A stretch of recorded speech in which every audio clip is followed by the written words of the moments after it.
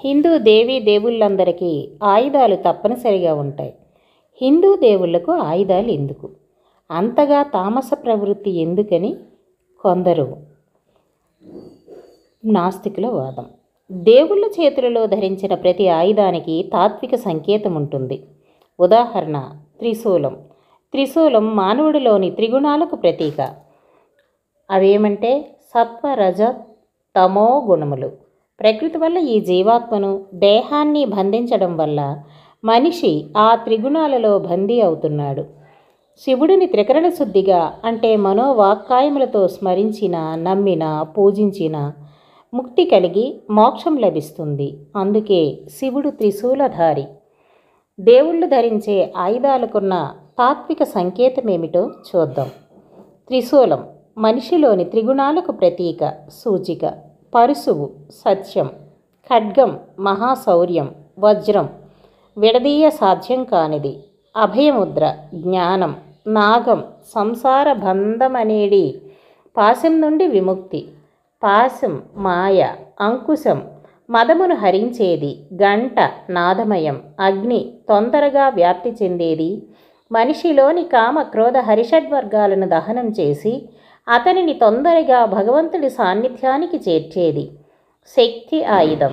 దీనికే వేలాయుధం అనే పేరుంది. సత్వగుణం, రజోగుణం, తమోగుణం అను ఈ 3 గుణములు, బ్రహ్మ విష్ణు రుద్రులనే ముమ్మూర్తులు, 3 తత్వాలు, గార్హపత్యం, అహవనీయం, దక్షిణాత్యం అనే 3 అగ్నులు పై తత్వాలకు ప్రతీకమంటారు. అలాగే 3 వేదాలకు ప్రతీతమనే వాదన కూడా ఉంది. దండం. దీనినే కర్ర, బెత్తం అని కూడా అంటారు. సంసార బంధంలో చిక్కుకున్న వారికి దండం రక్షణిస్తుంది. దండం దశగుణం భవేత్ అంటే ఏమిటో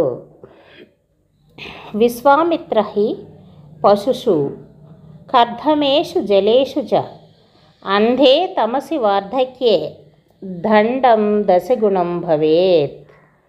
పై శ్లోకానికి అర్థం: వి అంటే పక్షులు తోలడానికి, స్వ అంటే కుక్కలు అదిలించడానికి, అమిత్ర అంటే మిత్రులు కానివారు శత్రువులను కొట్టడానికి, అహి అంటే పాముల నుండి రక్షణకు, పశువులను అదుపులో ఉంచడానికి, కర్ధమేషు బురదలో కూరుకుపోకుండా ఉండడానికి, జలేషు నీటిలోతు తెలుసుకోవడానికి, అంధే గుడ్డితనంలో పడకుండా, తమసి చీకటిలో అంటే గోతులలో పడకుండా, వార్ధక్య ముసలితనంలోని వనకడం నుండి రక్షించి సరిగా నడవటానికి పై కారణాలతో దండం 10 రకాలుగా ఉపయోగపడుతుంది. చక్రం. విష్ణుమూర్తికి ప్రియమైన ఆయుధం చక్రం.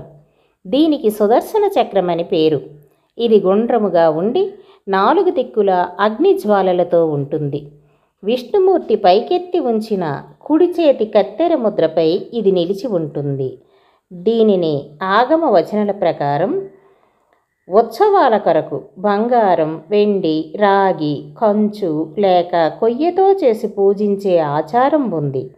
దీనిని సుదర్శన నాల్వార్ లేక చక్రతాల్వార్ అనే పేరుతో పిలుస్తారు.